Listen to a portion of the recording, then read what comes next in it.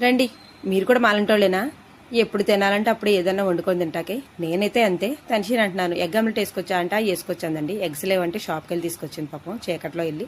బుడ్డమ్మ చాలా కష్టపడ్డదండి, తనకు ఒక ఎగ్ ఆమ్లెట్ వేసేద్దాం. అయితే చూసారు కదా, దోశల పిండి ఎంతో లేదండి, మళ్ళీ దాంట్లో ఇడ్లీ పిండి అయితే కలిపాను. టేస్ట్ ఎలా ఉన్నా పర్వాలేదు, తినేయటం ముఖ్యం కదండి. చూసారు కదా, సర్లే దీంట్లోకి ఎగ్ వేసానండి. మా చిన్ని కొట్టి, తనిషి కొట్టి, నా కొట్టానండి. అలాగే 3 ఎగ్స్ వేసండి, దోశలు వేసుకున్నాం. టేస్ట్ అయితే బాగుంటుందండి. మీరు వేసుకోవాలనుకుంటే చాలా ఇంగ్రీడియంట్స్ వేసుకోవచ్చు దీంట్లో. పచ్చిమిరకాయలు, టమాటాలు, మనకి ఏది కావాలో ఏ టేస్ట్ కావాలో ఆ టేస్ట్. నేనైతే ఎగ్ ఆమ్లెట్ వేసానండి.